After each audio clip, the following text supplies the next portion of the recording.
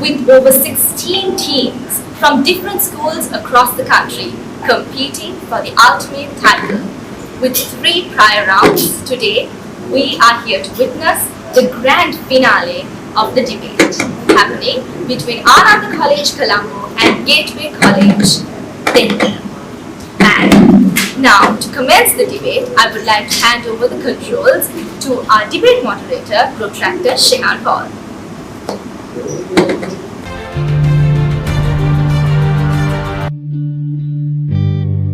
Before you can ever get to where you're going, you have to decide to begin. You have to acknowledge that what you're chasing means more to you than what you are leaving behind.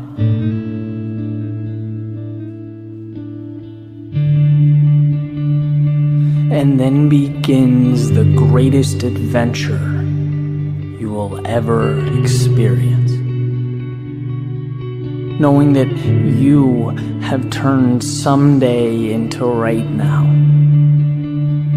That the road beneath you is waving you on, the wind at your back, it pushes you forward.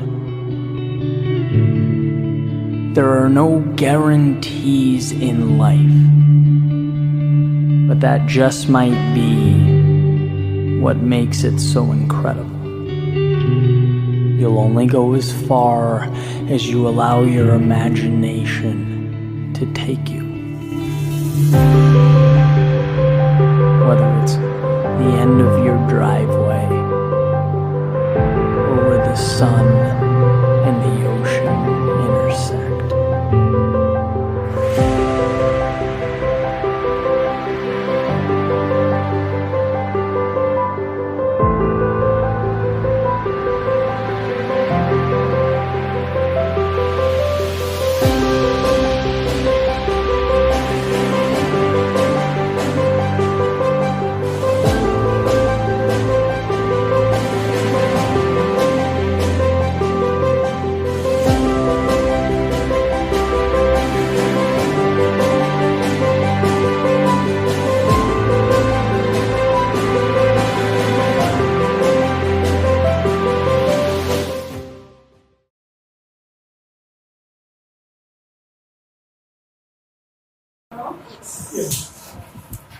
A very good morning. We warmly welcome all of you to the Sustainability Summit 2023, a pioneering initiative organized by the Avenue of Community Services of Rotary International District 3220 for the second consecutive year. And this year, we will be having projects in 2 main phases, the debate and the summit. With over 16 different teams from different schools across the country competing for the ultimate title, and with 3 prior rounds, today we are here to witness the grand finale of the debate competition happening between Ananda College, Colombo and Gateway College, Dehiwala. Let us now take a moment to recognize the esteemed panel of judges for the final round of the debate competition of the Sustainability Summit 2020. Immediate past District Director, Sri Lanka and Maldives, Academic Coordinator, Open University of Sri Lanka, Lecturer at University of Murutwa, Distinguished Toastmaster, Ms. Sriyamani Salgado, Legal Counsel, Attorney at Law, Assistant Secretary, Bar Association of Sri Lanka, Mr. Meena Khane, and Senior Lecturer, Faculty of Technology, University of Dehiwala, Dr. Constant Kodimanda. And now, to commence the grand finale of the debate of the Sustainability Summit 2023, I invite the debate moderator, Rotaract Sustainability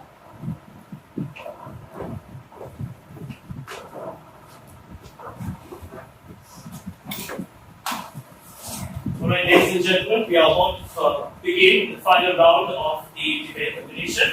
And we wish you all the very best for both teams. Let us now begin. Before that, there will be present the motion to the House. The motion of the House for today's debate: development of renewable energy technology is the only viable option for developing countries to combat climate change and reduce carbon emissions. I repeat, the development of renewable energy technology is the only viable option for developing countries to combat climate change and reduce carbon emissions. And in the proposition, we have Ananda College, Colombo, and in the opposition, we have Gateway College, Dehiwala. Alright, I hope that you are aware of the debate procedure and the structure. As you will know, they will be comprised of 4 rounds. The first round will be the opening statement round, and the first and the second speaker will get the chance to present the opening statements. And apart from that, we will be having the second round, which is the cross-examination round, where the third and fourth speaker will have to answer the questions forwarded by the other team. And the third round will be the rebuttals, where again the first and the second speaker will get the chance for rebuttals. And finally, we have the closing statements. The third and fourth statements will get the chance to closing statements. To introduce you over the timing sequence, I would like to now hand over the timers. Could you please introduce the timing sequence of the debate, please? Yes, thank you. Good morning, everybody. So the first round of the first one, we begin in 3 minutes. And this is how the timekeeping will be done. After 2 minutes, we will be asking it down like this. So there are also 2 PowerPoints on either side. The opposing team can see the time this chapter. The opposing team can see the time. After 2 minutes, the conversation is going to last like this. And after the campaign, that means after 3 minutes, we will try like this. That's here.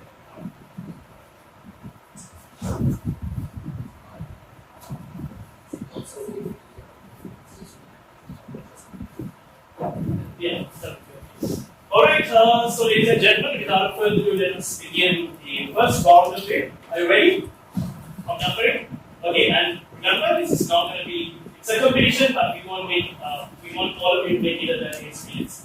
With that thought, let us begin the inter-school debate competition finals of the Sustainability Summit 2023. And with that, let us start the opening statement round. The floor is to the opening speaker, the first speaker of the proposition of Ananda College. You may have the floor now.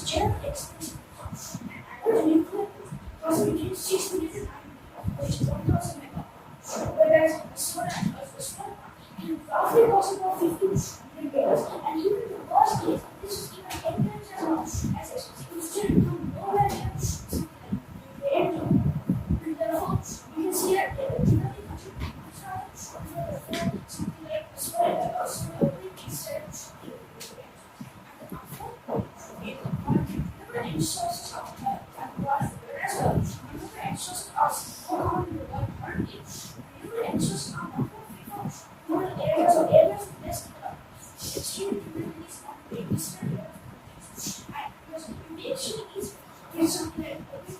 also as opposed to some of the people are in these rural areas. So we think and this simple and low maintenance must be much easier to control in these areas. And that's we have coaching services.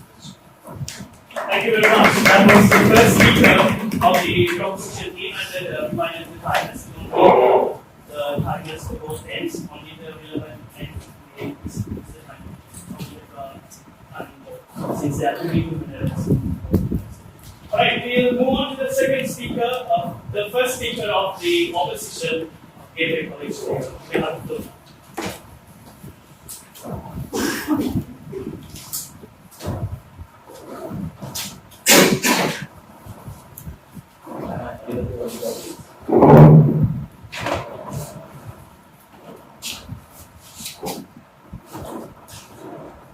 starting my speech, 3, 2, 1. And the even if even this will be the energy sector hardly its scope is not only the air and it's projected to take more than $4 trillion annually in order for the world to completely being carbon neutral. One important point of context is that the vision is due to its A production and B consumption. And note that the energy technology only deals with emissions specifically due to production. And in the US, it only accounts for 25% of all of the emissions. The rest of the 75 is due to things like consumption. This includes vehicles, agriculture, and other areas. I have 5 points to start with this again. First, we don't think that the development of renewable energy technology is the only method of combating climate change. Critical word there being only. Second, we believe that we have totally fine implementing R&D in the long run, and we believe that that's the best case scenario for developing countries. I'll explain to you as to why that's the case. 3, we believe that there are many other complementary alternative methods that can be used in the short run to reduce carbon emissions that can be used along with R&D. And there are reasons why we need to prefer these A because they're more cost effective, B that is time consuming, and C that are easier to implement in the context of a developing country. 4 is that we need to have a transitional period where we transition to using renewable energy technology. This transition is important for it to be viable, financially viable, and politically viable for a developing country as a stand of this data. 5 and crucially is that to combat climate change comes in 2 stages. A, mitigating future emissions, and B, reverting past harm. Notice that in Trump's best case scenario, they don't even reach carbon neutrality because they're only reducing the emissions due to production. In our best case scenario, we not only become carbon neutral, but also have the potential to become carbon negative through things like reforestation that my second speaker is going to talk about. Now, my speech is going to be split up into 2 sections.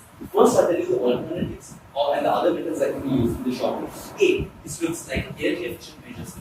This looks like upgrading infrastructure, using efficient installation, efficient lighting, using energy efficient appliances, using sustainable transportation. For instance, governments can incentivize citizens to prefer walking and cycling rather than commuting using private transportation. Use public transportation. The governments can invest in transportation networks because net emissions are significantly lower for public transportation when it's a large group of people that you're transporting. They can start subsidizing the electric vehicle industry, for instance, and provide tax breaks to individuals who own electric vehicles. Second, we can use carbon pricing mechanisms, for instance, carbon taxes and using credible pollution permits that give firms permission to pollute. And in the long run, when the prices of these permits are made up, firms are incentive to reduce their pollution levels to sell these for profit. These 2 things. A gives a financial incentive to reduce emissions. B incentivizes these firms to invest in renewable technology resources because they realize that in the long run this optimizes their revenue. And third, governments raise revenue in the case of taxes, for instance, because they can collect this tax revenue and then redirect it to actually improving sustainable energy development. Now, the second point is on why R&D is not the best option. A, because these developing countries have limited financial resources, they have less advanced private sectors, their governments have significant amounts of debt, and there's limited foreign direct investments. They don't have enough finance to implement these. And finally, it's an unfair burden on the economies of these developing countries because they should also focus on their own economy. Thank you very much. That was the first speaker of the opposition. Now, let's move on to the second speaker of the opposition. Once again, quite reminded for the team, try to be just a bit louder because of the keyboards and the regulation that we have in the logistics here. Alright, the second speaker of the proposition, you may have the floor for you. So, on this together, this is a session how harm but so it's a bit problematic and right. In the case of global warming, right, those out of internet problems start due to consider one, and it is the fact that developing countries are the most vulnerable groups out of the world, vulnerable than developed countries, right? So therefore,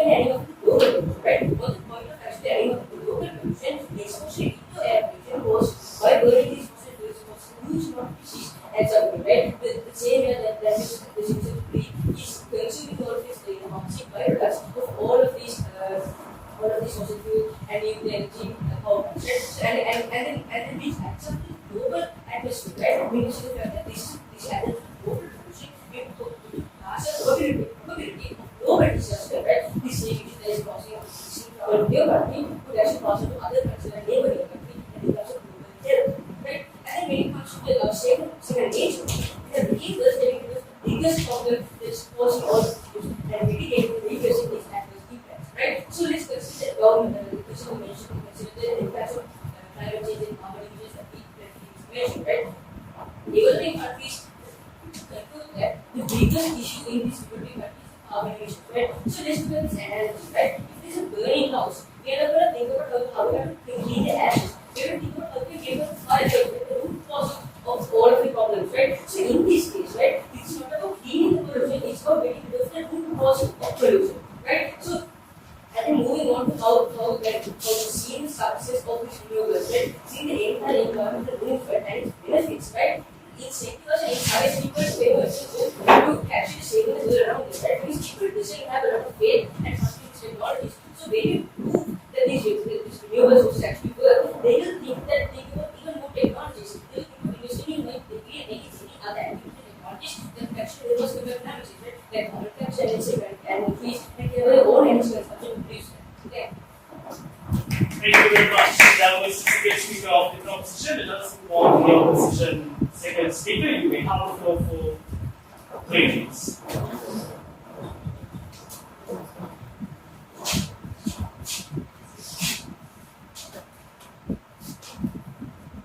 I'm not ready. Let's see.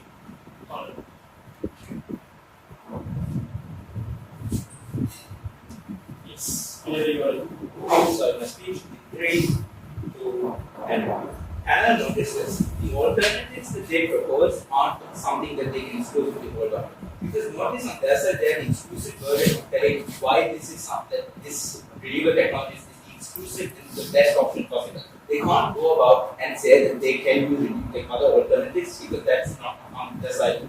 That's not something that they can do and spell it out on this scale. Second thing, there are multiple alternative methods that fall on the outside of the debate. Notice things like reforestation efforts are much better and more prevalent on our side. Things like the entire green belt within Africa that can capture 250 million tons of carbon every year annually is a project that can lead to carbon negativity, which is an exclusive benefit on our side. We really need to consider that. Second thing is how we are better able to bring about international cooperation, that is to say, to agree to the Paris Climate Accord and to bring and sticking to the 1.5 degree Celsius mark. The reason we are more likely to do it is because developing countries are less antagonized by the kind of actions of developed countries who have this expectation that now developing countries are the only countries that need to use renewable technology. Because notice that there is an unfair burden on these countries already because of the way that they are currently set up and because they don't have the advantage that developed countries initially had to bolster their manufacturing industries and whatnot because of the fact that they started off early and had a head start because they were able to use non-renewable resources,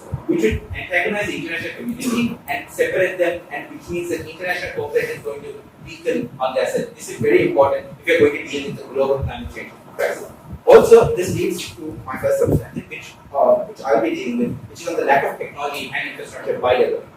Look at it, there's a lack of R&D within these countries already. That means that they can't actually have the money and resources to develop efficient technologies. And any efficient technologies that are developed by the West are anyway patented, they are paid for it, and infringement rights cover it. So the moment that we use those technologies and we try to reproduce it, you're going to get into legal problems which these individuals cannot face. The second thing is that there is lack of education facilities even within developing countries. They don't have the same kind of personnel and people with the same kind of intellectual authority that usually we find in Western nations, just because they are sheer more universities and more access to resources, so they are more oriented towards developing those industries.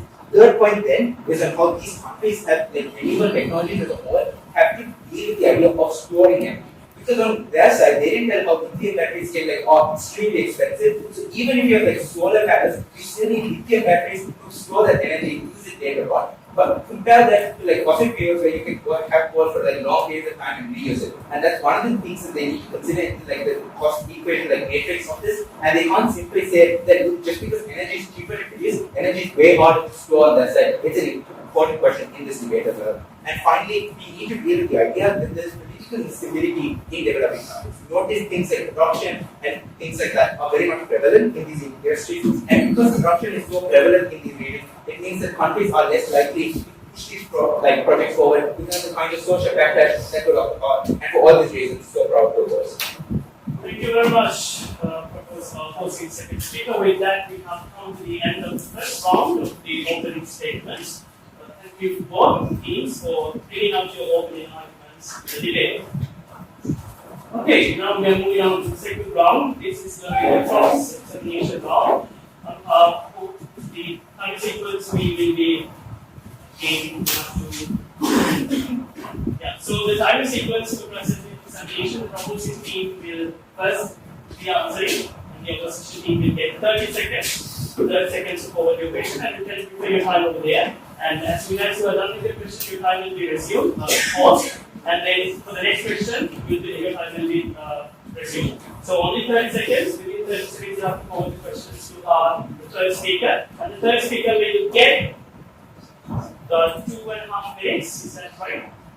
Yes. 2.5 minutes for the answering segment, and even you can follow up within the 30 seconds. The team, any member can utilize the 30 seconds for the question. Right? Is that clear to you? Is that clear to you? The answering part of the question now? Okay. Alright, so 30 seconds will be monitored for you, the 30 seconds will be monitored from there, and for you, the 2.5 minutes will be monitored from that. So you don't have to calibrate your time to be not easy, it's something different. So you can refer the questioning, you can refer that and get that. Should we start our reply straight away or get a time? Yeah. Straight away. Yeah. Okay, so let's move on then to our cross-examination round. So I'm going to invite the third speaker, and now the opposition have 30 seconds to raise their point of information. The first question is what incentives do non-energy sectors within developing nations have or possess to reduce existing levels of pollution? What incentives do non-energy sector non-energy sector companies possess to reduce existing levels of pollution?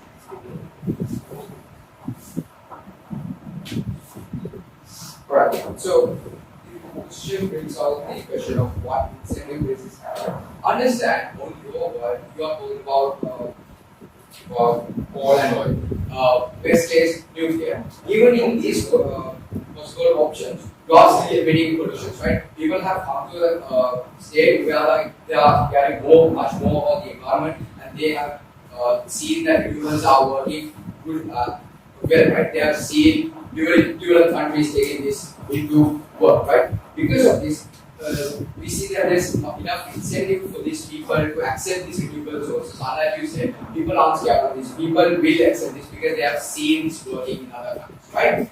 On the other hand, let's say coal and oil, right? These things are much more, they put out much more emissions, which something people have come to disagree with, and people are much more aware of, and people do not care.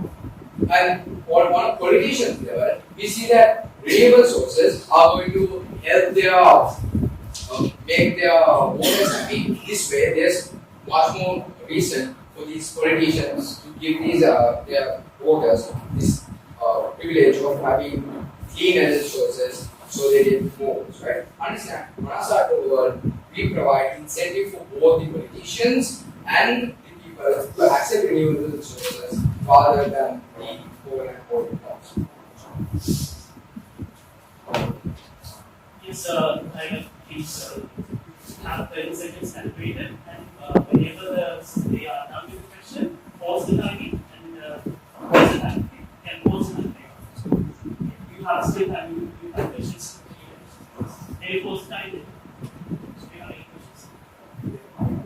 Yes. So no answer, you have to only follow. No? follow up with this question, or else I can ask another question. Yeah. Okay.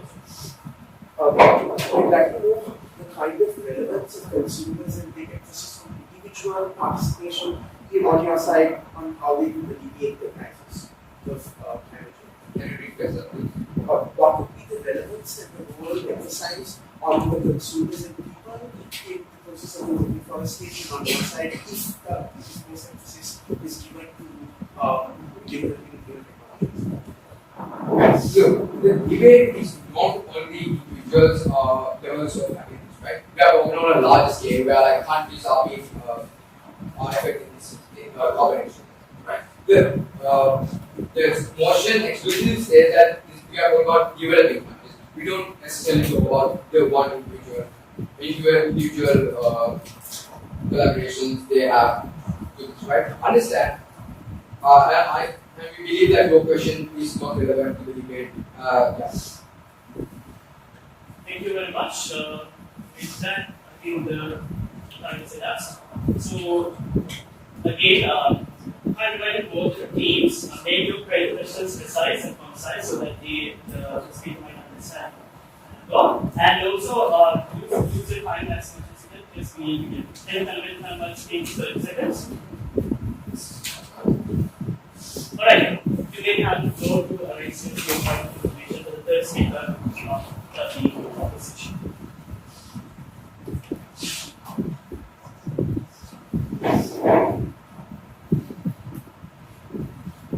Okay. So, question to you, sir. In the long term, even though we have fossil fuels now and we use them, what will happen when they eventually run out? What are the possible solutions that you have proposed in your work? So the problem is fossil fuels running out because we as a proposition stand for is not to completely stop investing in developing technology. It's not to rely exclusively on the development of technology and engage other stakeholders, such as people, consumers, to promote reforestation. This will cause a massive disengagement between all stakeholders who could potentially cause or rather who could potentially improve the existing situation. We are all to be engaged in the process of reversing the harms of climate change.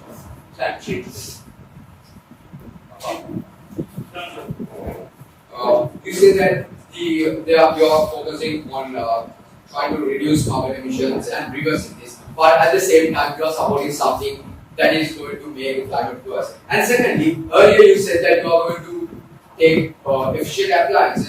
Now you are saying you are not focusing on focusing exclusively on oil and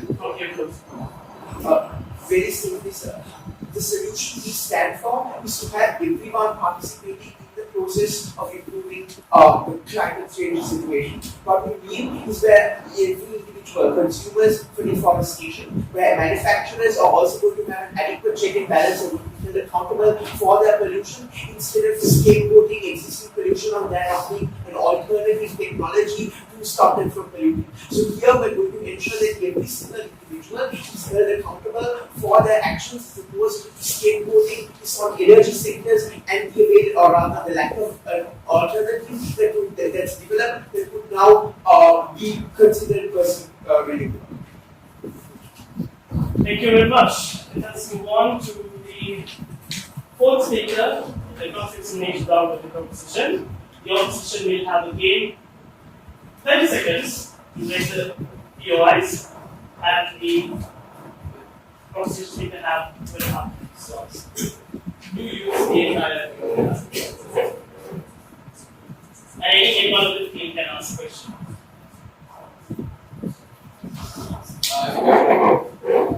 Speaker sir, understanding you said that there is that most of these developing countries face financial difficulties. How are they going to bear the cost of innovation and the application of renewable energy technology in their country? Understanding these developing countries are not capitalist countries. They are not totally bad. They don't totally run towards the these you have the funds to focus on more important stuff. Because these countries are countries which have corruption and they spend a lot of money on campaigning. And you could put all these waste in like a proper course and fight it and make this technology. And therefore it's pretty clear that they have funds like wait for these. You have 19 seconds remaining. For those who raise another video, make your questions sense. Speakers understand that the influence of MNCs and other industries on the governments of these countries are primarily because their economies are more competitive because fossil fuels currently are cheaper than renewable energy resources. How do you believe that countries will, these developing countries will remain economically competitive once they transition to renewable energy?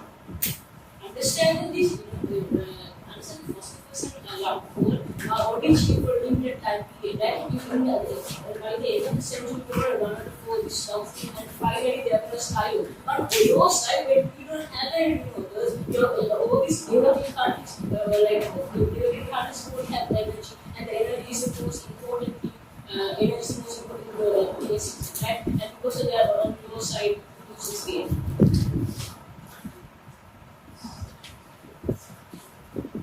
Still have time. Data resources.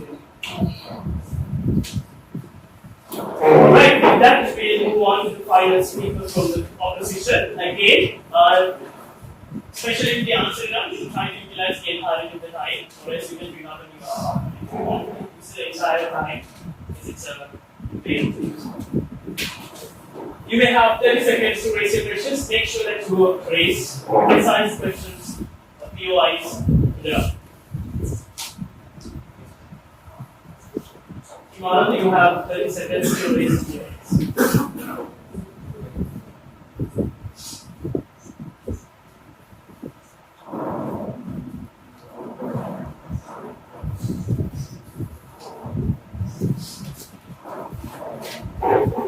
Okay, so usually you make people first. But how do you make so efficient to the point where you test up all the carbon in the atmosphere and find to reduce it? But on our side, we have better alternatives for reducing it. But on your side, even though you can't forest, you still have like a cold down. So even if you were to accept that these alternatives are not as efficient currently, we believe that by providing times where a proportion of fuel energy demand may be met by fossil fuels, or while exploring these alternatives will allow these developing countries time to gain the economic benefits from those fossil fuels for a limited time, which in turn will be used for investment in research and development, which will allow these alternatives to become more efficient as time goes by and as time goes by.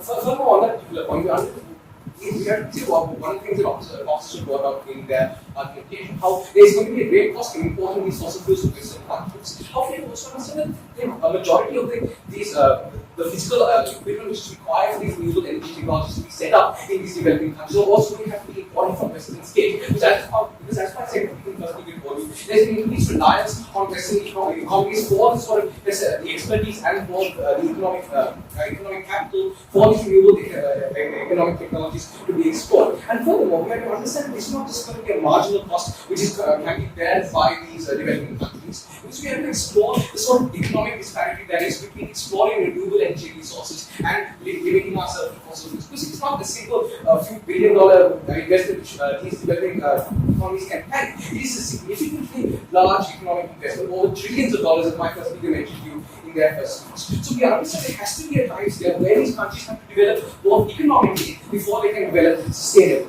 Because there has to be a time period where their industries can shift towards more renewable resources because they can bear that economic harm. So, and therefore, we believe that it is very short-sighted, in fact. Mandate that they shift the entire industrial energy source to renewable sources. Because again, it's not just going to be the installation cost, it's going to be a significant research and development cost, or even after those renewable technologies are implemented in these developing countries. Which again, as my second speaker mentioned, there is a lack of technology when it comes to energy storage. There is significant innovation. Again, innovation which because of the poor state of towards the research and development sectors within the developing countries themselves are mainly going to have to come from Western expertise, which is going to cost money for those sort of foreign developmental energy system needs to come from the West for those industries to thrive. Thank you very much. With that, we have come to the end of the second round of the drug presentation. Congratulations on done. And we are moving on to the third round. Before that, let me once again reiterate the motion of the debate.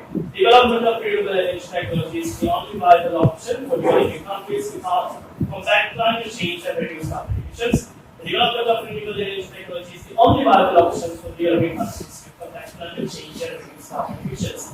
With that, we are moving on to the rebuttal round. Again, the floor will be open for the first and the second speaker. In this round, again, it will be the usual, like the same way that you are doing. And also, we will be given the chance, the POIs will be allowed, but the speaker has the freedom whether to accept or deny the POIs. The POIs can be raised during the speech when the speaker is over the rebuttals, but the speaker has the freedom whether to deny or accept the POIs. Got it? Where to my POIs asked my question. Yes. Alright, so this round, the creative time sequence will be 3 minutes. 3 minutes will be for each rebuttal speaker. With that, let us move on to the first speaker of the proposition. Come on, you may have the floor for 3 minutes.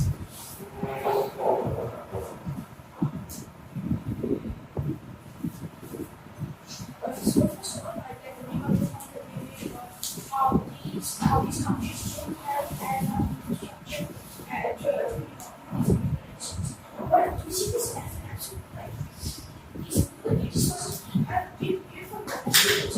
People have their own homes. We do not require an infrastructure as something as that we can would be extremely easy in these countries. How these how we only produce 25% of carbon gas now, but that doesn't mean everything. Statistics can be considered that, and there are plenty of sources that are constantly competing each other. But even with this, we can still see that hypothesis or how they can reduce 75% of carbon. People aren't that easy to change. They're not going to just switch to not using their cars, using public transport all of a sudden, and these funds are not very easy. So even that people are people will not appreciate the government and much more. I think it's switched to try support. Today, all the city, you can see things like solar panels and we can with it. All they believe in, they see this as they were being used in the government. If this is going to be used in the government, then we more in what the government said and we more that these things will work, and then also accept new types of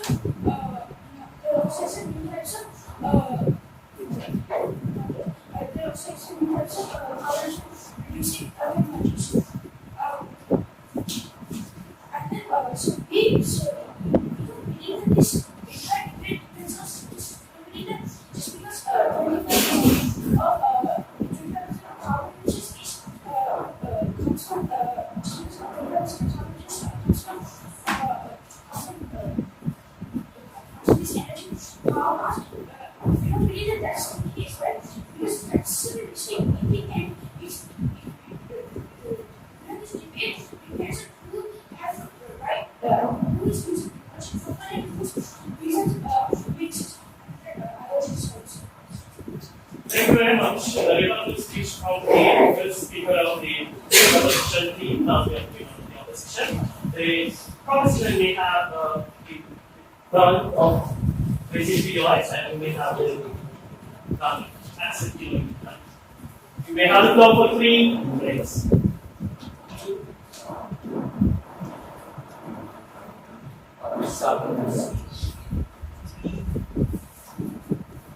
Before you remarks, I have 3 core clarifications.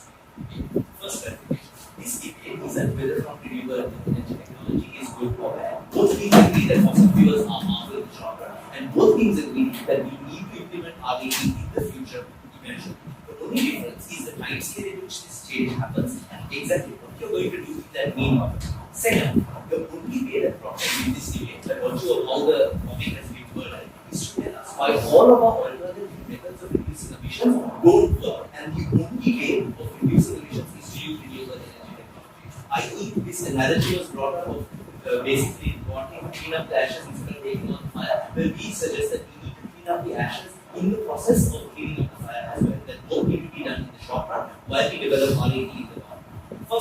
First regard, is on why this idea of importing coal and oil being extremely expensive to developing countries. Well, the development of renewable energy technology is equally, if not more expensive. We explain to you all the expenses that come for a developing country for things like patent infringement, because a lot of these technologies happen by developed countries. For research and development of these technologies, for the production of these technologies, because it's going to have to be done on a large scale in order to reduce costs. And most importantly, for the implementation of these technologies. The second speaker told you about the batteries, you need to actually store this energy. Because generating energy in a solar farm or a wind farm isn't enough. You actually need to store this energy for it to be reliably used over a period of time. And in order to do this, you need extremely expensive lithium-ion batteries. For all of these reasons, renewable energy technology in the short term for developing countries is significantly more expensive than fossil fuels. Secondly, it's the idea about personal RAT and using it and installing solar panels for people's houses, for instance. Once again, in order to install a large array of solar panels in a country like Sri Lanka, for instance, and install a battery along with that takes tens and tens of millions. That is simply something that the majority of the population can't afford. And because such a large proportion of the population in developing countries is low income earners, they simply don't have access to it. Secondly, this idea that it's extremely reliable is obviously not. Hydro electricity, for instance, is susceptible to drought. Solar electricity is susceptible to dust storms and things like this. And the only way to overcome this is to have large farms of batteries, which again is extremely expensive. We're not saying it can't be done, we're saying it will take a significant amount of time to do that. And in the meantime, we want to use the measures that we talked about. Things like sustainable transportation, things like carbon pricing, things like reforestation. Finally, this idea that developing countries aren't these failures countries and they need to have enough resources. Let me tell you why that's not the case. First, significant government spending is required in order to spend on R&D.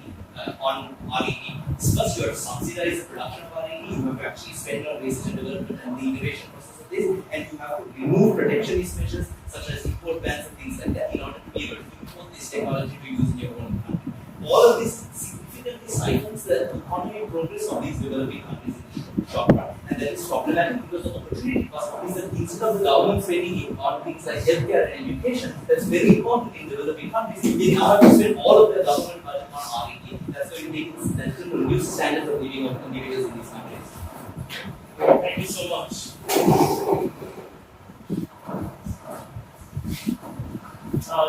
Let us move on to the second speaker, the requested speaker, Dr. Brown from Dehiwala and Ananda College. You may have to go for 3 minutes. So, I will speech. So, and let's look at the right? So, let's look at how possible is it to operate this because there are much more, much more less, these are the things for them. And what we see as today, right? These solar panels cost 50 cents per watt, right? And we should start moving on about how this goes on infrastructure and having a good collective effort to actually put our climate change. We should see the fact that as to second round, right? Within the success of renewables, right? We use this research to actually educate people. Since I don't have that much knowledge to actually us actually fighting these sources, we have seen this only happening in developing countries. So we can say that within the implementation of renewable sources, we will actually use it to actually reach people about deforestation, to actually when they see this success of renewables, they will actually think about their own consumption, actually think about climate change, right? And then when it comes to talking about let's say many other things about lithium batteries, right? We see the fact that this is only the case of solar panels, right? Solar panels are not do not actually represent the entire case of renewable energy sources, right? There are many other alternatives, whether it's a complex and complex where it is not some does not have the impact. If the load does not if the load doesn't represent a case of actually implementing renewables, right? I think when it comes to other things about power taxes, right? There are the science themselves say that there are much more corruption. There are many other cases of corruption going on inside. So we should say that government actually exploit these taxes, right? Small taxes and actually not paying because the city itself, the people themselves are already there, the government there. So how will they actually believe the government on actually signing with these other things about infrastructure and other things that actually benefit the environment? Because again, they lack the knowledge that they need to have in order to actually pursue this goal of combating climate change. And they lack that knowledge. And this other day, which government needs to do because politicians are different, right? They stay with what actually benefits them. They actually stay with what actually benefits them. So who's not to say that they're going to just stick with fossil fuels because they benefit personally and actually in person, and not to actually benefit, right? So therefore, we need to see that we implementing renewables is not easily implement especially in the countries, areas where the energy is distributed much more easily and causing less pollution. And about that kind of the analysis that we say we have to be in the further before doing that, because so they are basically getting rid of the cause of pollution. So pollution doesn't happen in the first place, right? They are getting rid of the future cause of pollution where pollution doesn't happen, right? This way it will make people much more encouraged to actually bring up the pollution section. Thank you very much. We will now move on to the session for the rebuttals, and again, Dr. Professor will have freedom to raise the law. And the speaker have the chance to answer the now.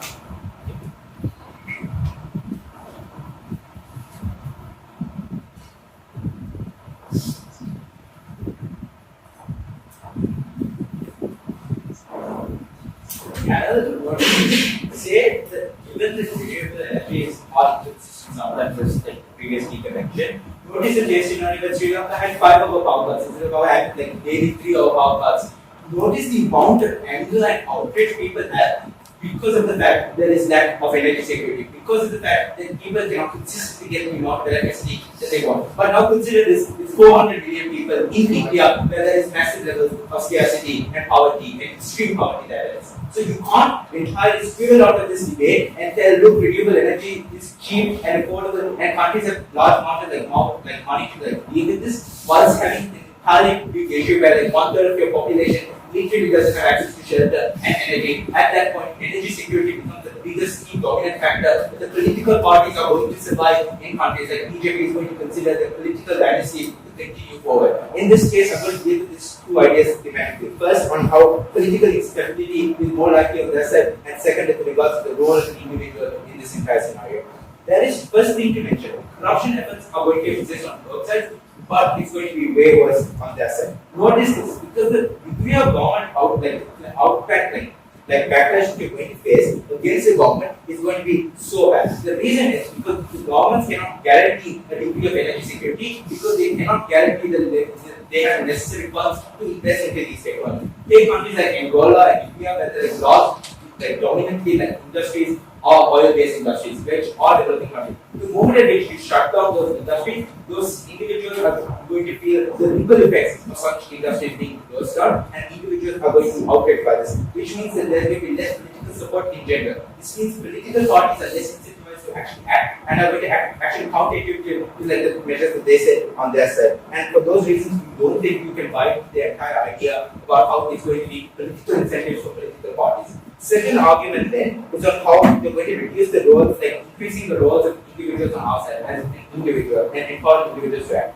Notice with projects such as the green belt in Africa, individuals can go and plant trees. This is act to plant 20 million trees around the world in team trees, team seeds. All of this empower individuals to act even on an individual basis. We believe that fact is collective action is like the strongest form of action in its essence, and that if individuals act, it will lead to some form of considerable change. Side proposition can't necessarily squirrel out of it like they did in the third view, like in the second view, as announced by the third speaker. They can't take that on their side.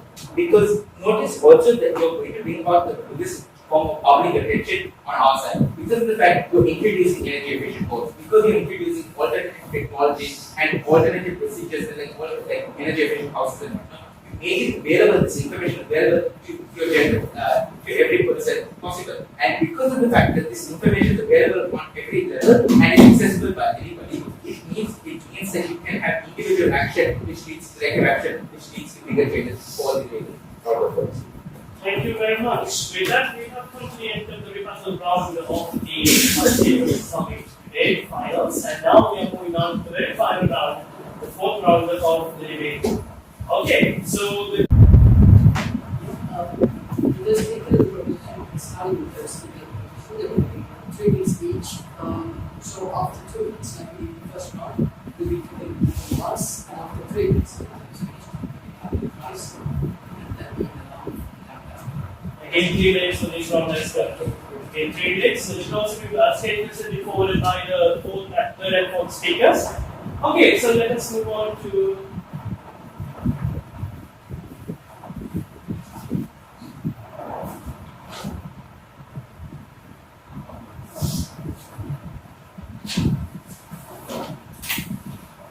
We'll start with the opposition this time. The closest statements to the third speaker of the opposition.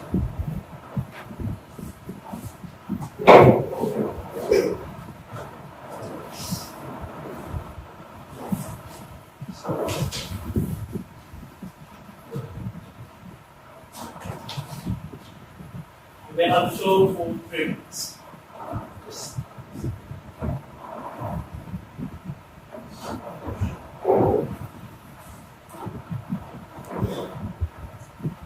And will allow me to set the record straight. What proposition stands for today is a world where you say the only option out of climate change and any environmental problem is to look and develop another technology. That inherently sets the precedent to every single polluter out there. Then look, we could simply blame the energy sectors and access of the energy sectors for all the pollution that goes. What that does is it completely takes a culture of holding these individuals accountable for their respective contributions to the environmental crisis. We totally regret this. We're going to take this debate in 2 specific angles. First, we deal with the possibility of these technologies existing, and second, we assume the technology could be achieved, but I will take that down on how, even if it were to be achieved, it would not be achieved sufficiently. On the idea of how there isn't going to be this possibility of a technology emerging, I think the question isn't about whether or not we should develop technologies that are renewable, but rather it's a question of whether these current energy sectors in these developing nations are capacited with the ability to innovate and make these technologies. We get into 2 problems. We said A, there is a lack of budgets, right? There is a severe budget deficit for these nations, or rather for these companies and firms to innovate because they're from developing nations and they don't have the kind of revenue that those in developed nations have. Secondly, we told them there's a lack of incentives. We asked them in the point of information, we should even give us important clarification on the incentives that these individuals have. They simply assume that everyone is going to be so in love with the environment, which we don't see. But then we give examples of nuclear power and solar energy. But while solar power is something that exists, we will deal with in a moment, nuclear power, we ask them if it is possible at all, especially given that the establishment costs are staggering. Moving on then, we then move on. Given that these energy producers hold the greatest stake in the process of being environmentally aware, we ask 2 crucial questions. What becomes the relevance of non-energy sectors? We're talking about people in the apparel industries and other industries who still pollute, but now simply say, no, these are the polluters. The energy sectors haven't evolved sufficiently, and so we don't even take partial intake. Second, on to individual consumers. They are now not going to be pushed or proactively given the incentive to plant trees, because again, these energy sectors haven't evolved sufficiently and they don't see the need to plant trees and do their share of the part. At best, if these technologies were to be found, we still have a marginal benefit where all there will be multi-stakeholder participation. So even if we develop a technology on our side of the house, we still have everyone else participating, which gives additional benefits where every single tree planted or every single pollution mitigated is going to benefit the environment. Moving on to the second side of what we do, where we respond to nuclear energy. This is where we talk about how in states where you have things like solar power, but they're unaffordable to the masses. And assuming it's unaffordable, the emphasis on energy, or the emphasis on improving the environment and the emphasis on mitigating climate change is now on other stakeholders who work hard side by side with energy sectors, given that these energy sectors haven't evolved to give them at the most affordable rates for these reasons. Please support this. Thank you very much. Let's now move on to the proposition third speaker for the closing statements.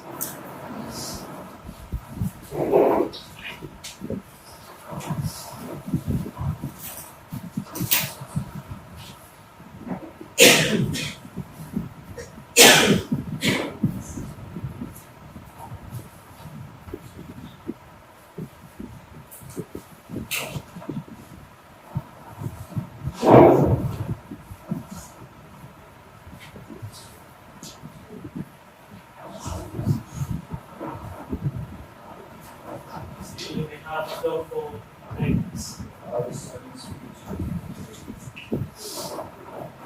Your Christian made a grave mistake in this debate, right? They rant on how the political instability and there is no incentive. Understand, they have to understand the motion here. The motion clearly states that this is for specifically about combating climate change and reducing carbon emissions. Politics do not matter in this debate, and you coming up here and talking about politics is a grave mistake from a debater side, right? Moving on.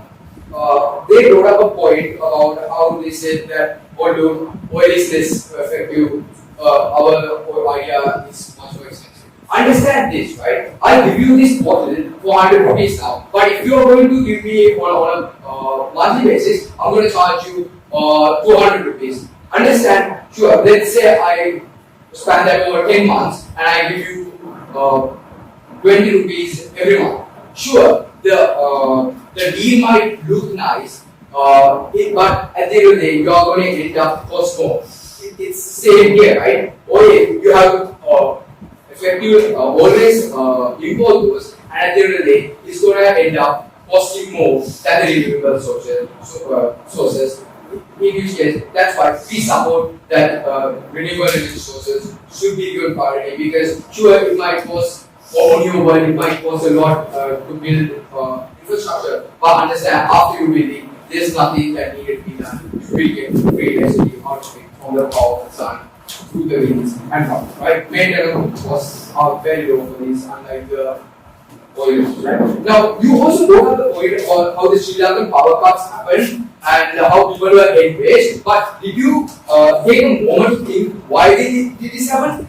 Yeah, exactly. The reason these power cuts happened because the country couldn't afford oil and water, right? Understand, if we had built the infrastructure, the wind energy, solar energy, and water, if we had built that, we wouldn't go through that crisis, right? You see that there's a problem with relying on these such oil and water, right? If we had properly built up our infrastructure for these electricity and whatnot, we would be made in a much better way. And that's why, to avoid such mistakes happening in the future, that's why we should focus on oil and must only focus on electricity, renewable sources. And we see that on our side of the house, on an economical standpoint, we win because we provide less and less costly on the long term, and you, on the other hand, much more harmful to the environment, while also being much more costly for the government to handle on your own. Right? Because of this, we win that point. We urge the analytical side to decide option. Thank you. Thank you. Thank you very much. Closing remark statement from the third speaker. That was the third speaker from Professor Shindley. Let's move on to the discussion. First speaker.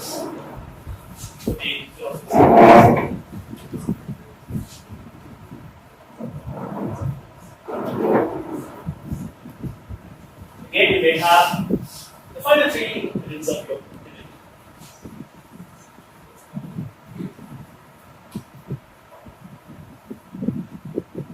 We have to understand what the objective will be. As my learning colleague, so one of the comments is that we have to combat climate change in itself. It's simply not enough to reduce carbon emissions. We have to combat or rather address the effect that we have already made on the environment. Therefore, we have to take type of a case on three distinct fronts. But firstly, the fact that it is not viable, and secondly, that it will not simply be right.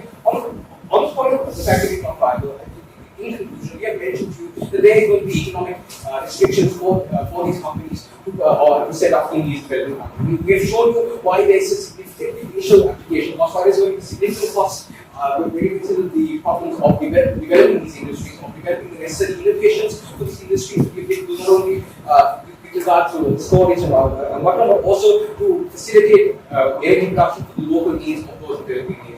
We have shown you how economic success of many of these developing nations are contingent on their usage of fossil fuels, and therefore making them bear the incredible cost of the search for renewable energy technology, while still cutting off from their most competitive economic streams. This is essentially going to ensure that these countries economically fail, will not have the ability to move into a more economic, renewable energy technology-based economic future. We have shown you why this is going to be difficult, and it is not only from local sectors, because in infancies of renewable energy technologies, you are going to be faced with a significant condition of energy insecurity, and there is going to be there are opposition not only from the industries on one hand, but also from the general consumers on the other. Furthermore, with this point of not being enough to combat climate change side.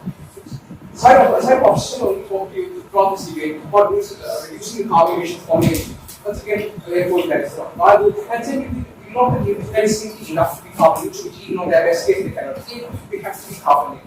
Again, as we've shown you, there's going to be significant barriers to ensuring these renewable technologies are actually effective at minimizing their carbon output. It is questionable whether the rate of carbon emission decline is actually going to be enough fundamentally for us not to overreach that 2 degree Celsius increase cap, which is essentially contingent for us to climate.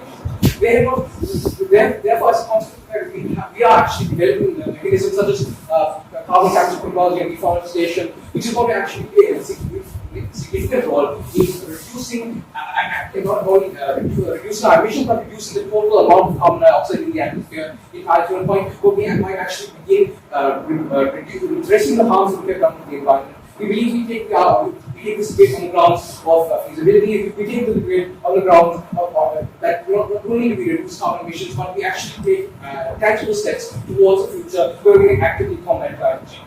Thank you. Thank you very much. That was the final speaker from the opposition. Now we call the speaker to the final remarks.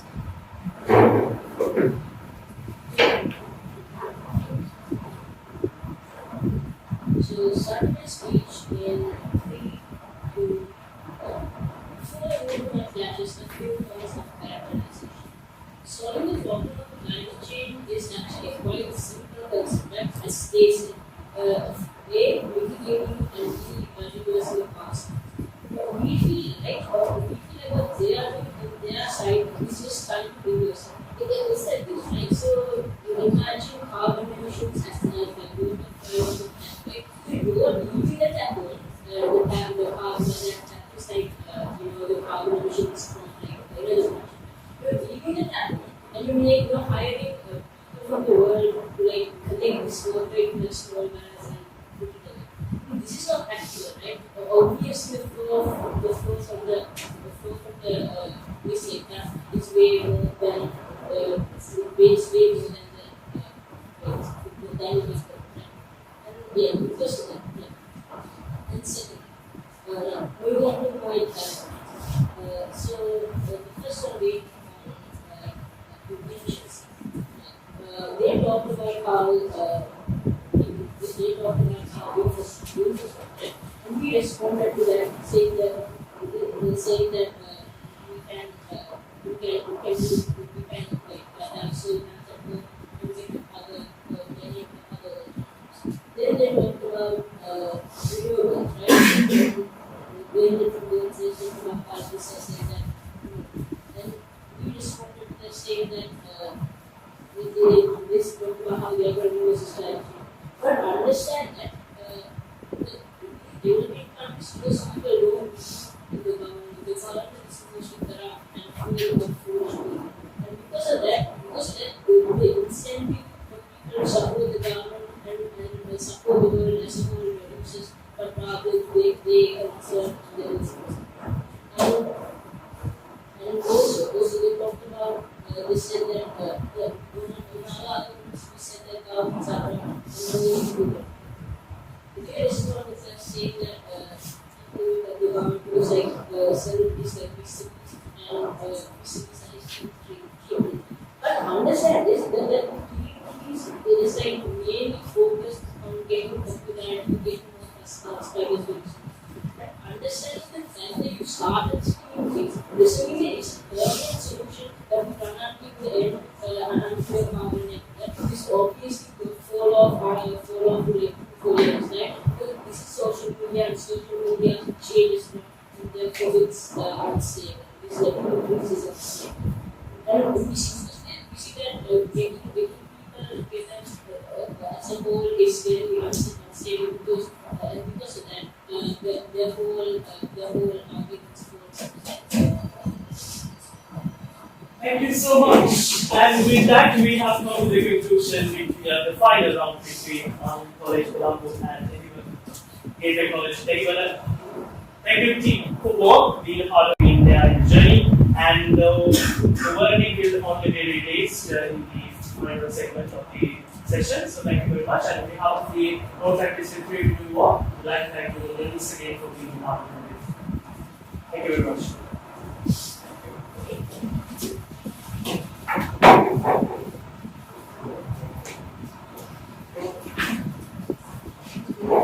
Rest your holiday because this is a learning process and you are about to go and touch the peak of the world, and I would really love to see the way you think and the way you present yourself in the coming run. So your world before you, like, and the world that you are going to do is something very different. So you have to be open-minded whenever, I know this topic could be like tricky and it could have some more ways designing in the way that we have designed the topic. So basically whenever you go and present, think that there are important sections when it comes to this kind of a topic. So here the topic says renewable energy is the only viable option, right? The only viable option.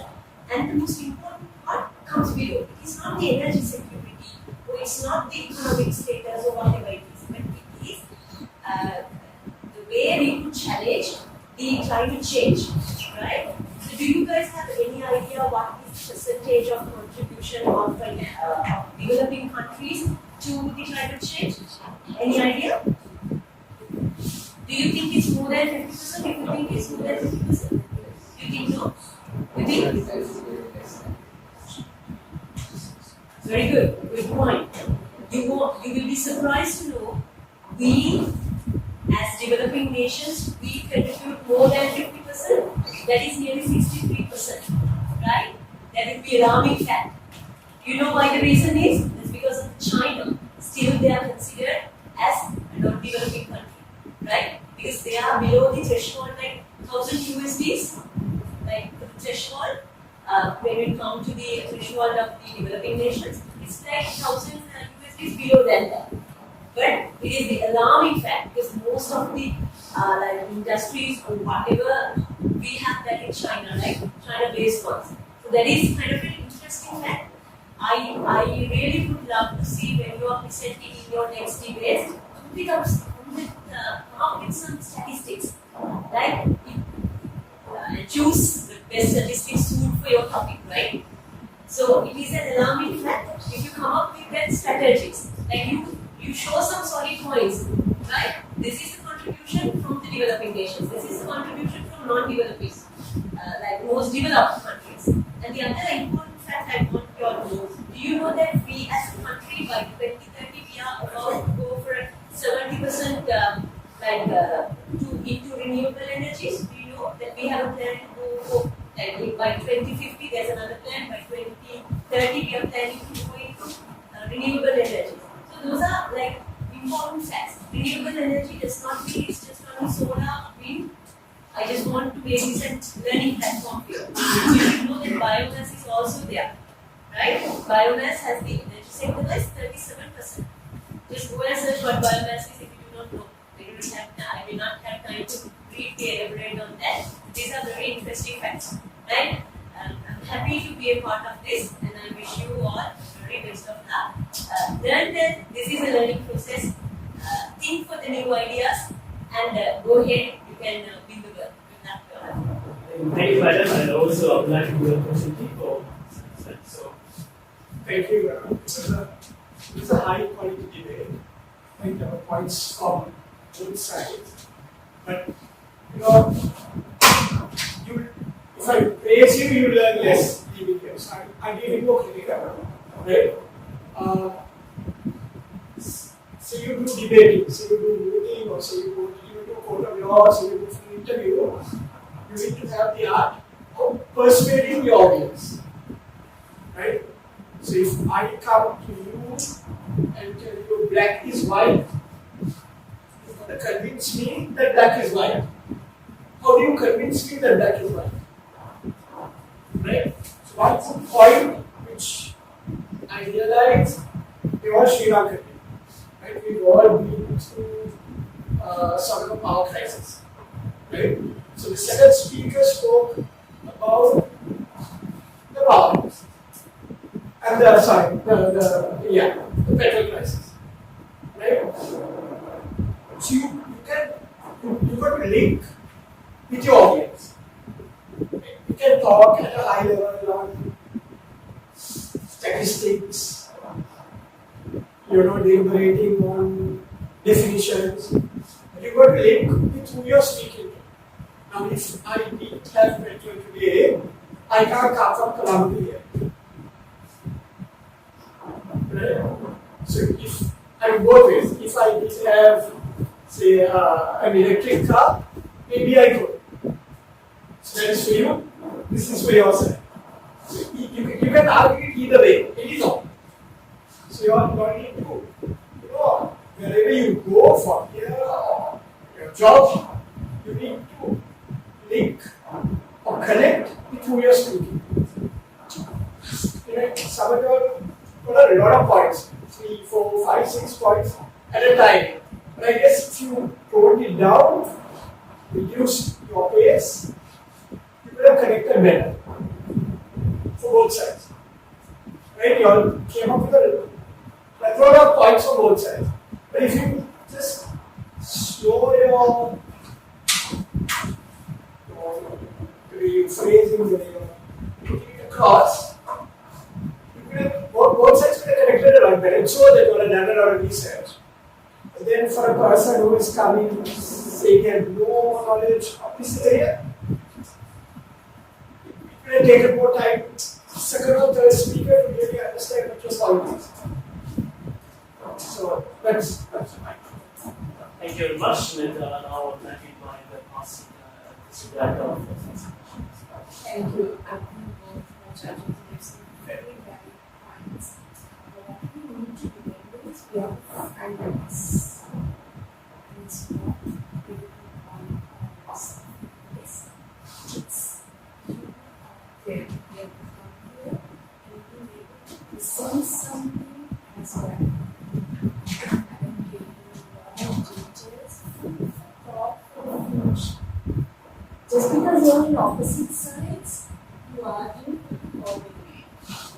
But what is realistic, we need to understand. I also agree with you have so many things to say, but the researching skills are very, very important. I'm sure so that's the others were too busy writing and interested, so you can write notes. So you can go therapists, go a few notes, but you are constantly paying attention to the speaker. So you should show the alertness, and just because it has so much to say, don't rattle off. Trying to call it 3 minutes as maximum as possible because it knows all everyone said. So the way to speak what we say very, very clear, understand, and convince the audience of what we will say. Good luck to both teams. Keep competing. You all are the finals. I would like to thank once again the panel judges. As you can see, we have an experts from the technicality of the debate, and we do have the experts from the delivery, participation, and of course, experts in the debate itself. So thank you very much for being here for this association. Because this is the future of the country, and being part of it is important. And thanks for taking up the challenge. And important again, something, some sort of just like Mr. Arasara mentioned, we need to be attentive throughout the debate and to be able to learn something out of the problem one, especially when it comes to debate, it's all about listening and submitting. So just a food for thought for next time. Let us make sure that we have the proper discipline within the debate. We are going for the next round. And congratulations once again for both teams for being here, for our 16 teams to be the finalists of this debate. Thank you very much for being part of it. Thank you very much for joining us. Good evening, ladies and gentlemen. Now we are heading towards the conclusion of the Sustainability Summit 2023. And throughout the day, we had many discussions, many conversations about a huge challenge that we face as humanity. Now we are ready to get the solutions, the resolutions on place, and of course, the winners of the debate competition, the finalists of the Sustainable Summit Debate 2023. We have the two teams with us here. We have the judge panel representative, and of course, the district Rotaract representative, and the host club presidents here in our gathering. Even it is a virtual platform that we are meeting each other, we want to make it a better, more engaging and enthusiastic for all of us in this awarding ceremony. So once again, welcome you to the closing ceremony of Sustainability Summit 2023. Without further ado, first and foremost, we are going to give this opportunity to a very special guest that we are joining with us here today. Let me kindly invite, representing the panel of judges for the finals of the debate, immediate past District Director of Toastmasters District 82, Ms. Sriyathi Salgadu, to give out their feedback and a comment on today's debate competition. Over to you.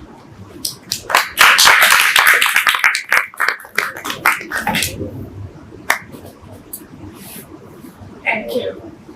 Well, today is a very special day for everyone. It's Sustainability Summit, which has been anyway close to my heart.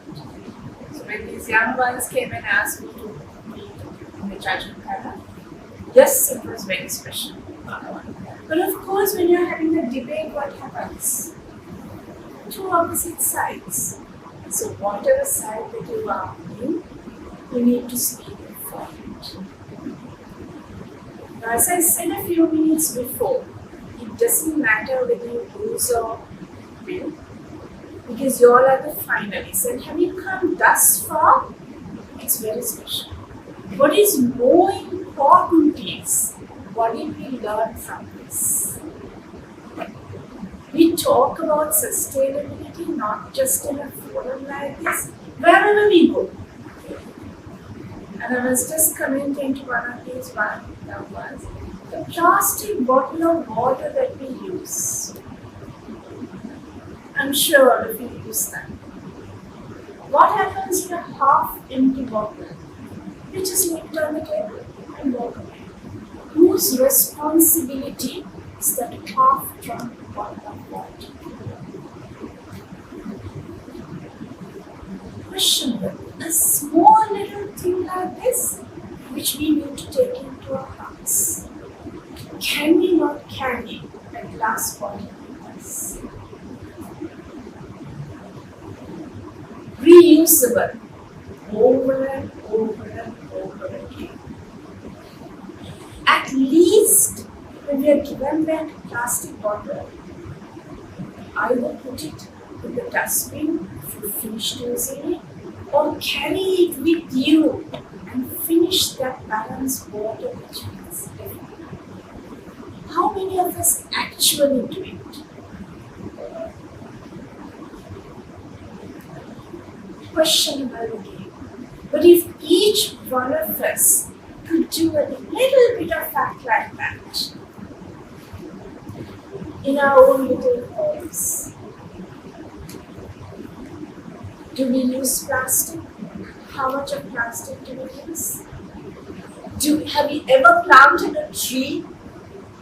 Do we have time for that? Or are we technology that phone of us morning, noon and night? You come to one of the most beautiful universities in Sri Lanka. Look at the amount of trees that are around. Someone planted it.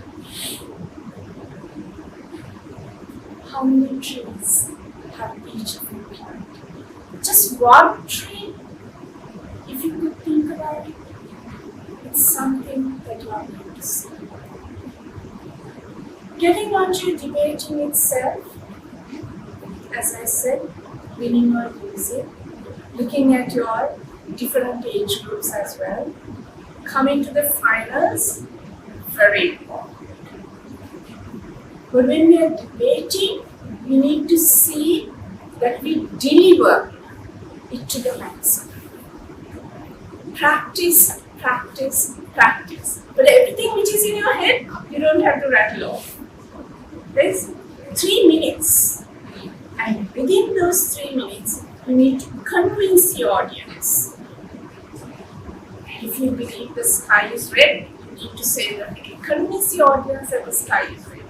That is something which you are going to do. Whoever who wins today is not what matters. It's how we took part in this debate and what we are going to do from today onwards about sustainability. If you could think about that, then you are the winner.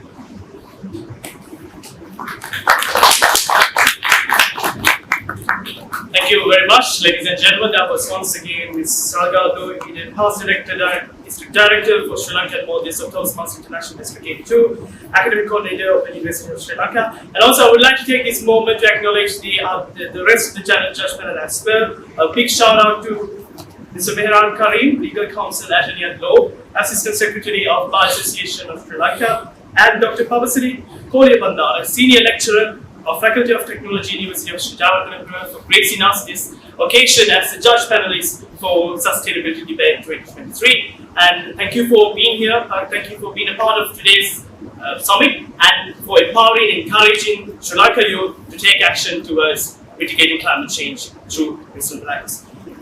Alright, now it's the time that you will be waiting for to reveal the results, the winners, the champion, and the first runner-up of the debate of this Sustainability Summit debate. So, without further ado, first and foremost, for the presentation party, I would like to invite once again Srayan Chalgadu and of course the district Rotaract representative, Rotaract past president Ahmed Hussain on stage, the small stage that we have over here. For the presentation party, we would like to first and foremost give the awards for the champions of today's debate.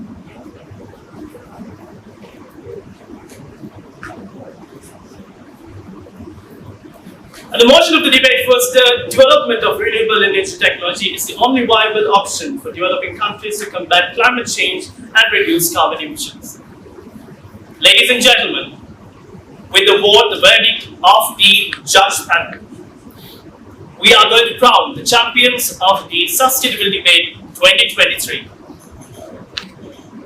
With the verdict of the judge panel, the champions between the battle between Armed College Colombo and Gateway College Dehiwala, the champions will be. Please welcome the champions, Gateway College Dehiwala. Congratulations to your victory. Winning the battle among 16 schools here in Sri Lanka, being the champions. We'd like to take this moment to acknowledge the first speaker, Sabin bin the Alvis. Second speaker, Divya Krishnan Priyapakar. Third speaker, Yusuf Ali Bari. And the fourth speaker, Nihanta Soisa, representing Gateway College Dehiwala, the champions of the Sustainability Summit 2023 award goes to champions. Congratulations once again for taking up the challenge and being part of this debate and winning the championship trophy of the evening.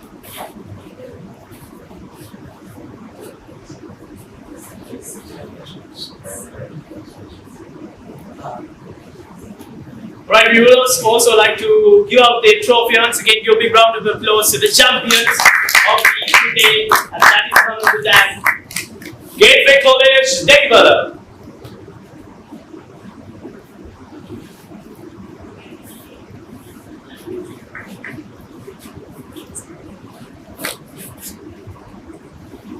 rigor for posing for another picture.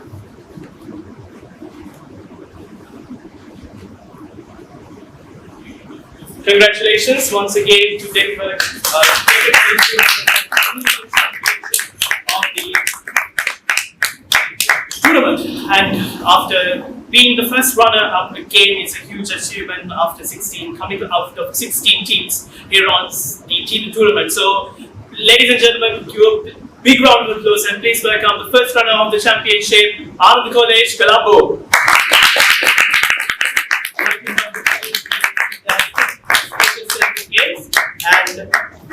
And then we acknowledge the team members, Tarusha Malavarachi,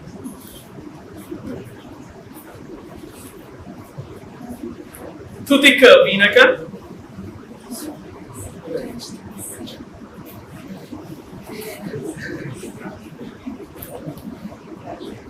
okay, Tutika Vinaka,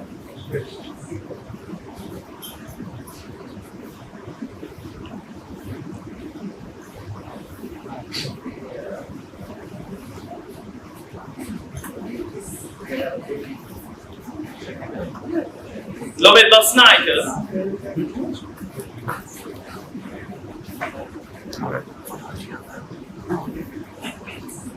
yeah.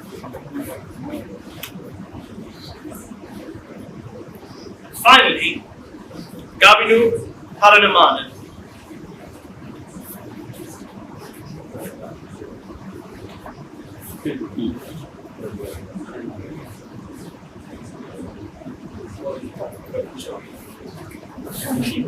The rest of the team can join for a quick snap.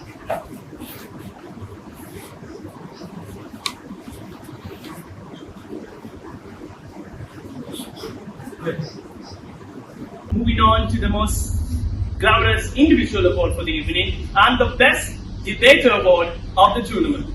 Best debater of the tournament. Once again, I would like to invite this presentation party for joining with us. And ladies and gentlemen, please welcome the best debater of the debate, Sustainability Debate 2023 between Ananda College, Colombo and Gateway College, Dehiwala. The winner of the title goes to, again, beg your pardon if I make a pronunciation problem with it. The winner, ladies and gentlemen, please welcome Divya Krishnan Hiran Patan, the winner of the best debater title from Gateway College, Dehiwala, the winner of the title of the best debater of the tournament.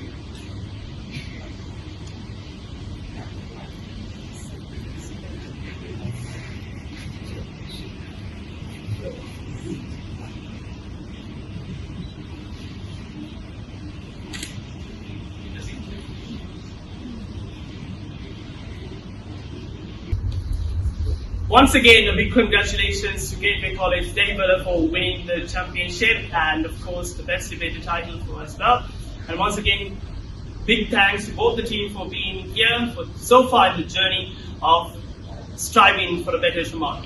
Ladies and gentlemen, with that we have come to the conclusion of this massive ceremony, the Sustainability Summit 2023, and a reminder for all of you and the effort that we put forward here. It's all about we going forward. And even we believe the power of the small efforts that we make every day. Just like Madam Salga mentioned, we need to make our mindset that the small steps that we take every day will continuously, consistently, will be the final salvation for all of us. Yes, the world out there, the debate is all about the climate change, the big danger. But if we, as one human being and human race, would be able to eradicate this problem if we to act towards now. So throughout the panel discussions, throughout the debate, throughout the keynote speech, we want to highlight, because at the moment we have an adverse challenge, but we need to put forward our challenge towards, and we need to face it straight forward, and then we'll be able to mitigate this crisis. So with that high hopes, Rotaract District 3220 brought to you the Sustainability Summit 2023, and we hope to bring another episode most probably in person to make it a better experience for you next time as well. So thank you very much for being a part of the show today, and thank you very much for being a part of Summit. And we believe not the quantity but the quality of the participants that we have, and that is what makes a change, because change starts from you. Thank you very much, and signing off, I'm your host for the day, along with Shemini Malikarachi, who's not there with it, and big shout out to my co-host as well. Signing off, I'm Shahan Paul, Rotaract Club of University of Morocco. Thank you very much. Have a nice day.